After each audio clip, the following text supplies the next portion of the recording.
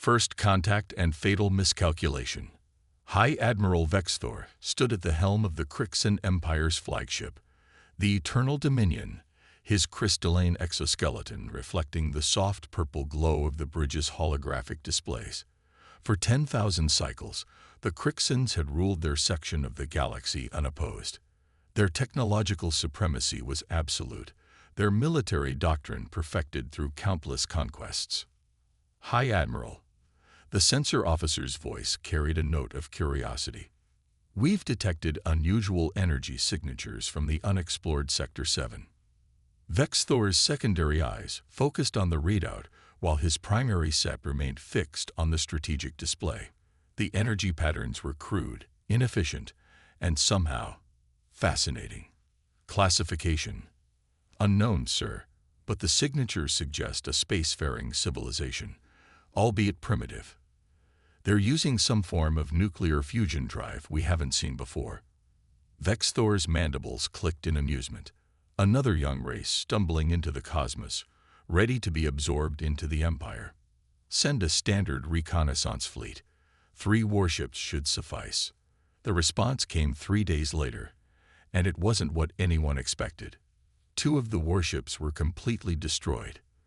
The third limped back, it all scarred with weapons damage that defied conventional analysis.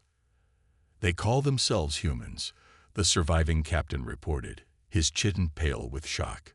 We followed protocol, displaying our superior force, demanding submission. He paused, mandibles trembling.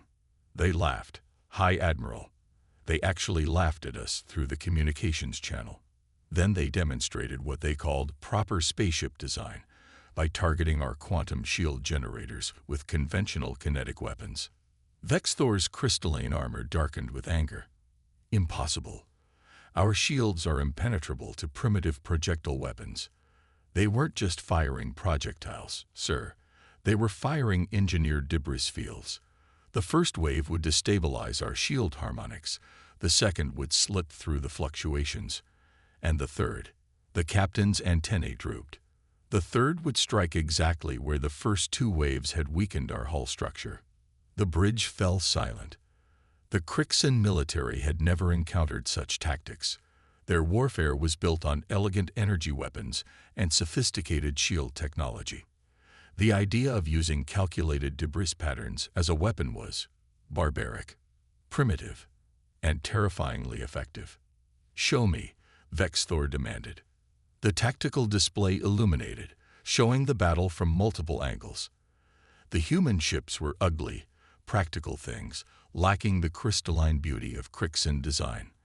But they moved with a predatory grace that sent shivers through Vexthor's exoskeleton. They didn't fight like civilized beings. They fought like forces of nature. They're still out there, the captain continued. They followed us halfway back, not to attack, but to study our emergency repairs. They were learning, adapting, analyzing our every move. One of their commanders sent a message before they turned back. Play it, Vexthor ordered. A human face appeared on the screen, remarkably similar to some of the Empire's mammalian servant species. But the eyes held something Vexthor had never seen before. A combination of fierce intelligence, determination, and something else. Something that made his primary heart skip a beat. Thanks for the combat data, the human said with what Vexthor would later learn was called a grin. We've been looking for ways to test our new fleet tactics. Your ships provided excellent feedback. We'll be sure to implement the improvements in our next encounter. The message ended, leaving the bridge in stunned silence. Vexthor's mind raced. This wasn't just a defeat. This was something unprecedented. These humans hadn't simply defended themselves. They had treated a battle with the mighty Crixan Empire as a learning experience. A test run. Recall the border fleets, he ordered, his voice tight. Begin analysis of all combat data. And, he paused, mandibles clicking in agitation. Send word to the High Council. Tell them we've encountered something new. Something that doesn't follow the rules of civilized warfare. As the orders went out, Vexthor kept watching the replay of the battle. The humans' crude ships danced through space with deadly purpose, their primitive weapons wielded with devastating precision. The Empire had always conquered through superior technology and refined military doctrine. But these humans, they fought with innovation, adaptability, and a complete disregard for conventional military wisdom. For the first time in his long career, High Admiral Vexthor felt something alien to his species: doubt. The Empire had always ruled through overwhelming force and technological superiority. But against an enemy that turned wreckage into weapons and treated battles as research opportunities, what good was 10,000 years of tradition? The humans weren't just fighting. They were evolving, adapting, learning with every encounter. And somewhere out in the darkness of space, they were preparing for their next lesson. The art of human warfare.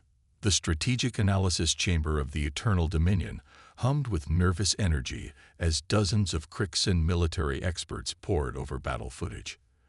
Their crystalline bodies cast prismatic reflections across the curved walls as they studied every detail of their encounter with the humans. War theorist Zixra, the Empire's leading military analyst, manipulated the holographic display with her secondary limbs, while her primary arms sketched complex patterns in the air. "Observe their formation shifts," she said, her voice carrying the harmonics of deep concern. "There's no standard pattern, no predictable doctrine." The assembled analysts watched as the human ships executed what appeared to be chaotic maneuvers. But Zixra pointed out subtle details: how each seemingly random movement created overlapping fields of fire, how their erratic trajectories somehow always led to optimal targeting positions. "They're implementing chaos theory in real-time combat," she explained. "Each ship operates independently while maintaining swarm coherence. It's beautiful in a terrifying way." High Admiral Vexthor entered the chamber, his armor still darkened with concern. "Tell me you found their weakness." Zixra's mandibles clicked in frustration. "High Admiral, their weakness is that they have no standardized weaknesses. Look here." She gestured at a new simulation. "When we adapted our shields to counter their debris field tactics, they immediately switched to electromagnetic pulse bursts. When we hardened our systems against EMP, they launched what appeared to be escape pods." Appeared to be. "They were mobile boarding units, sir, filled with automated combat drones that bypassed our internal security by—" She paused, her antennae drooping in embarrassment. "By following our own maintenance protocols. They learned our systems so quickly that they could predict our countermeasures before we deployed them." Another analyst stepped forward, his younger carapace still bright with optimism. "But surely our superior technology is irrelevant." Zixra cut him off. "They don't try to match our technology. They find ways to make it work against us. Observe." The display showed a new battle, this one from the Empire's failed attempt to establish a containment perimeter. The human ships had scattered, seemingly in retreat, but then they had used the Empire's own long-range sensor network to coordinate their attacks, turning the sophisticated detection grid into a targeting system for their crude but devastating weapons. "Their entire military doctrine defies analysis," Zixra continued. "They have warships that can turn into merchant vessels that can become warships. Their crews train to switch roles instantly. Their weapons systems are designed to be reconfigured mid-battle. Every defeat makes them stronger because they treat warfare like an art form," Vexthor finished quietly. "Not a science." "Precisely. Our military strength is built on perfection, on carefully calculated protocols and superior technology. Theirs is built on adaptation, on constant evolution. We perfect our systems. They improvise new ones. We maintain strict military hierarchy. They encourage individual initiative." The chamber fell silent as a new transmission appeared, intelligence from deep space monitoring posts. The humans were expanding, but not in the orderly, methodical way of the Empire. They were spreading in all directions, establishing seemingly random outposts and colonies. Some appeared defensive, others commercial, Many simply abandoned after serving some unknown purpose. They're not just fighting us, Zixra realized, her voice dropping to a whisper. They're experimenting with different strategies, different approaches. Every engagement, every colony, every encounter is a test, a lesson, an opportunity to learn and adapt. Vexthor's primary eyes narrowed. How do we fight an enemy that treats warfare as education? We don't, Zixra replied. At least, not in any way we understand warfare. Look at their historical records. Every time they faced a superior force, they haven't tried to match it. They found ways to turn that superiority into a weakness. They don't just think outside conventional military doctrine. They reject the very idea that doctrine should limit their options. The younger analyst's optimism finally cracked. But that's not warfare. It's human, Vexthor said, watching the displays with all four eyes. And we've spent 10,000 years perfecting our responses to enemies who fight like we do. But these humans, he gestured at the holograms, where human ships continued their deadly dance through space. These humans don't want to fight like us. They don't want to perfect a single approach. They want to master every approach, learn every weakness, understand every possibility. And they're learning faster than we can adapt, Zixra added. Our rigid military structure, once our greatest strength, has become our greatest vulnerability. We can't change fast enough to counter their innovations. As if to emphasize her point, new alerts flashed across the tactical displays. More human ships had been detected, these ones using completely different configurations than before. The Empire's carefully catalogued response protocols were already obsolete. The art of human warfare wasn't about perfection or superiority. It was about endless adaptation, constant evolution, and the relentless pursuit of new ways to fight. Against such an approach, the Empire's 10,000 years of military tradition weren't just useless. They were a liability. The turning point. The Crixen High Council chamber, normally a model of crystalline perfection, was in chaos. Emergency lights pulsed through the transparent walls as reports flooded in from across the Empire's borders. High Admiral Vexthor stood before the assembled council members, his armor now bearing the stress fractures of constant combat alerts. "They're everywhere," he reported, manipulating the strategic display with sharp, agitated movements. "And nowhere. We fortify a system, they appear in another. We concentrate our fleets, they strike our supply lines. We disperse our forces, they mass for devastating attacks." Council leader Nixtel's ancient carapace creaked as she leaned forward. "How many ships are we facing?" "We don't know," Vexthor admitted. "Their vessels change configuration so frequently that we can't maintain accurate counts. A cargo ship becomes a warship. A warship splits into smaller attack craft. 3 destroyers combine into a mobile repair dock. Our tactical computers can't even maintain consistent target locks. Surely our numerical superiority." The chamber's main display erupted with new alert signals, cutting off the council leader's words.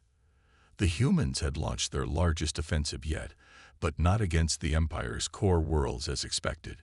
Instead, they struck at seemingly random systems across the border regions. "Watch," Vexthor commanded, his voice tight with a mixture of dread and grudging admiration. The tactical display showed the battle unfolding across multiple star systems.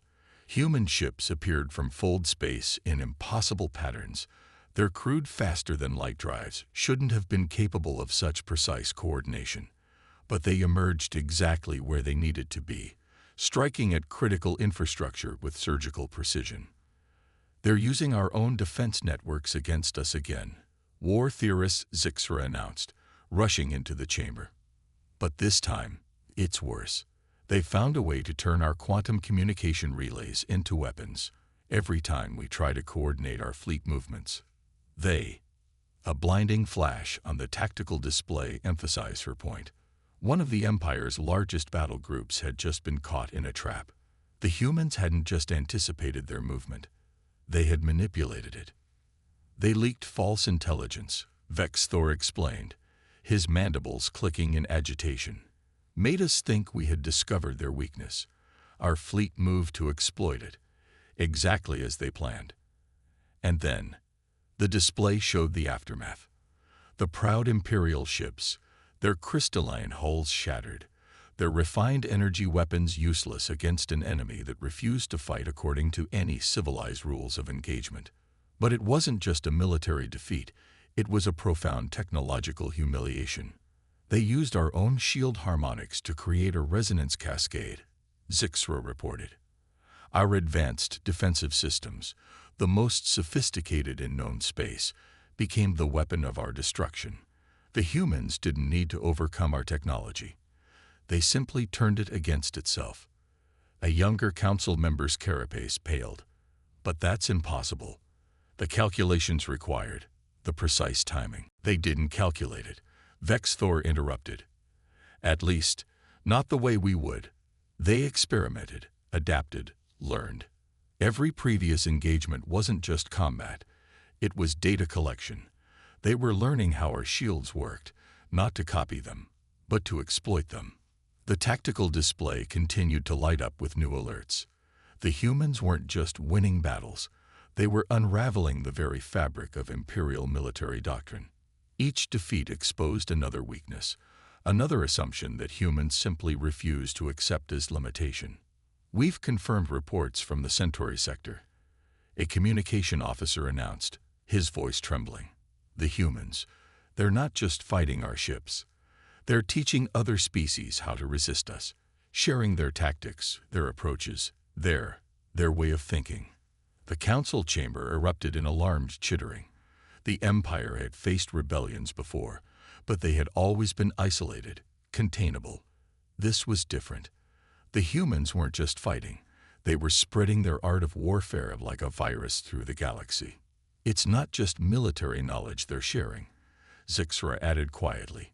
They're teaching others how to think like they do, how to adapt, to innovate, to turn weakness into strength. They're not trying to defeat us.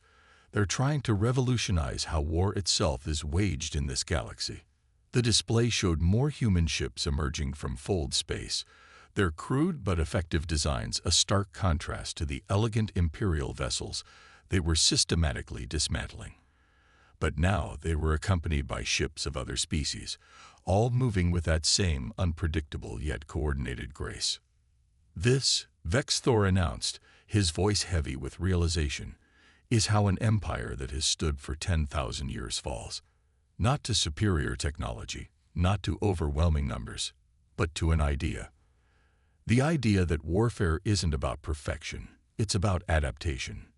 And the humans, they've made adaptation into an art form that they're all too willing to share. Empire in crisis. The once pristine halls of the Imperial Palace on Crix Prime echoed with sounds that hadn't been heard in millennia.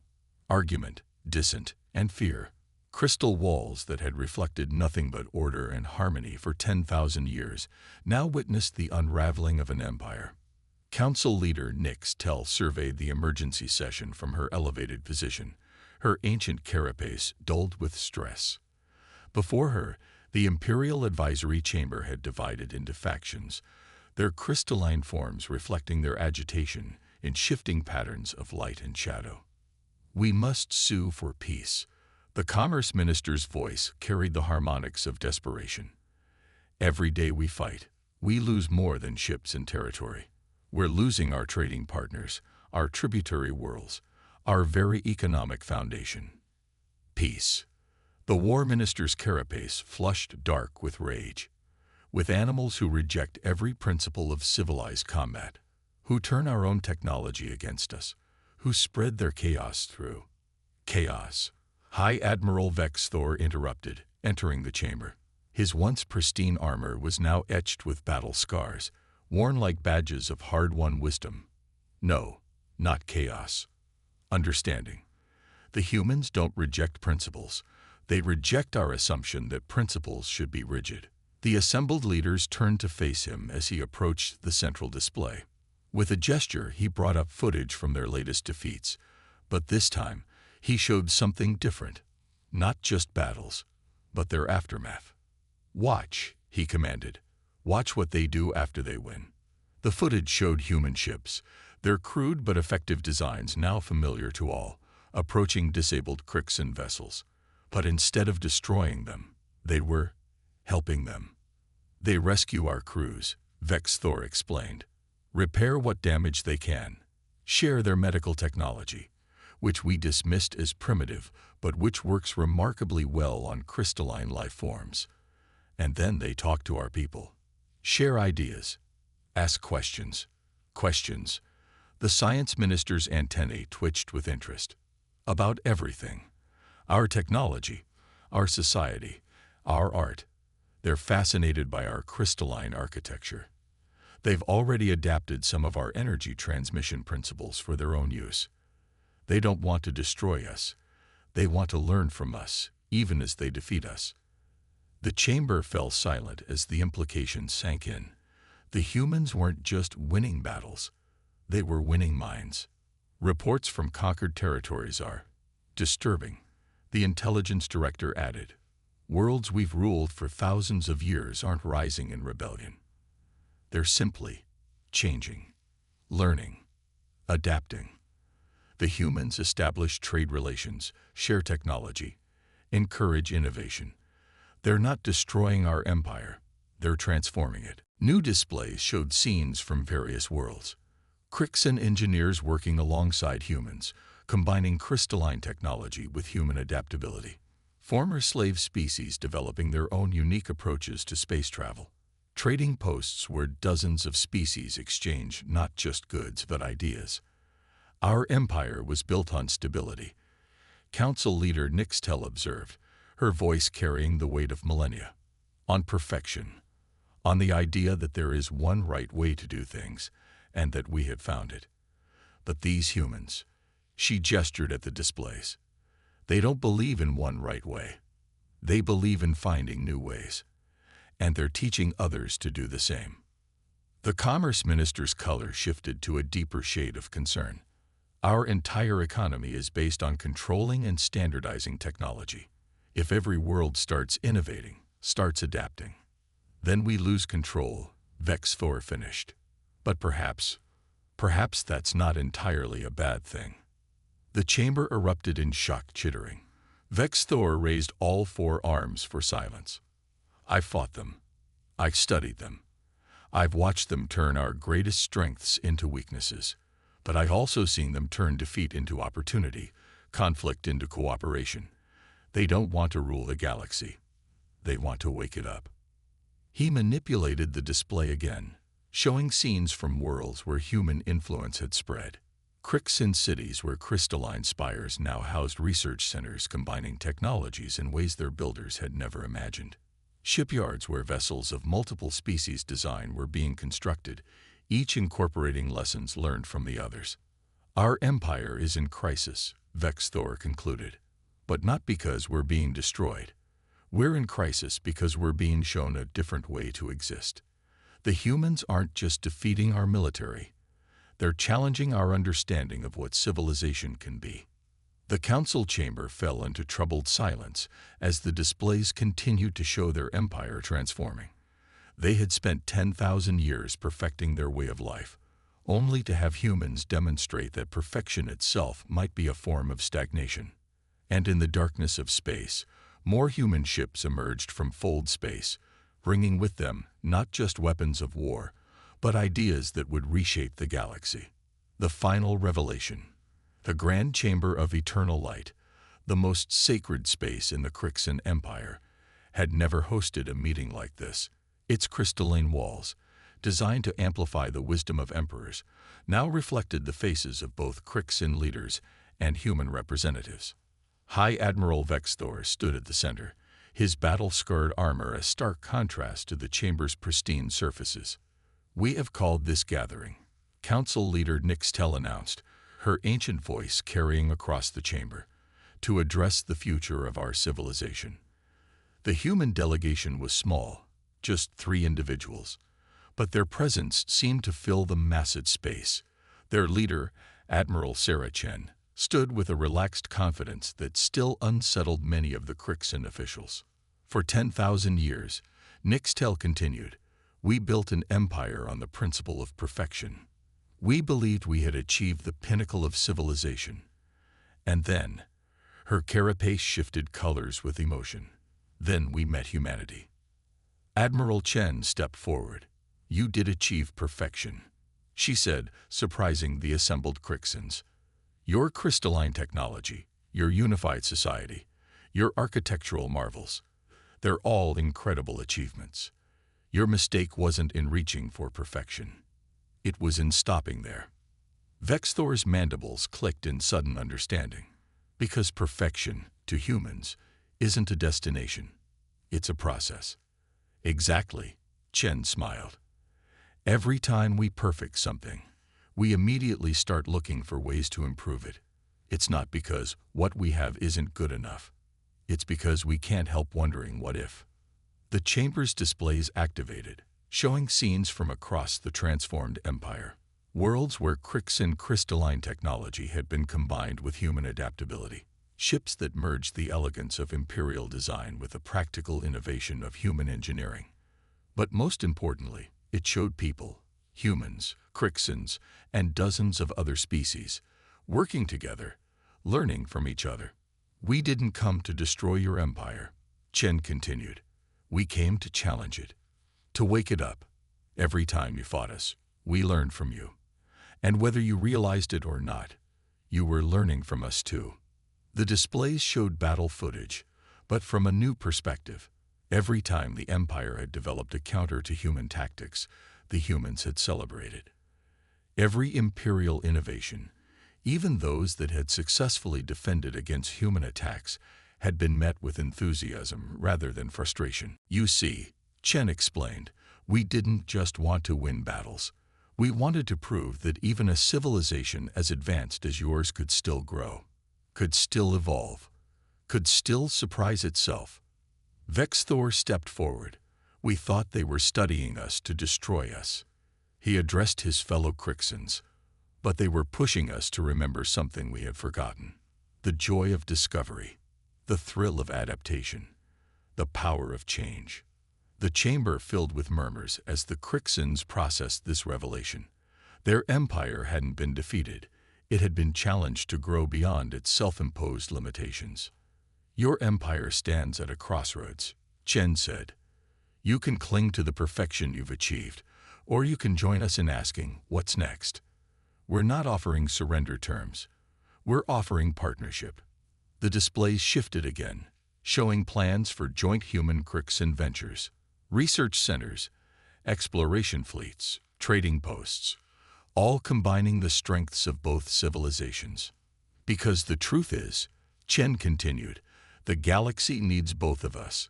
It needs your stability, your precision, your commitment to excellence. And it needs our creativity, our adaptability, our endless drive to explore and innovate." Council leader Nixtel rose, her crystalline form catching the light. "For 10,000 years, we thought we were teaching the galaxy how to achieve perfection. Now we understand. True perfection lies not in reaching a final form, but in never stopping the journey toward it." The chamber's crystals resonated with a new frequency as Crixans and humans moved forward to formalize their new alliance. But it wasn't just a political agreement. It was an acknowledgement of a profound truth about civilization itself. The humans hadn't come to conquer the galaxy. They had come to wake it up, to challenge its assumptions, to remind even its most advanced civilization that the greatest achievement isn't in reaching perfection. It's in never stopping the quest to exceed it.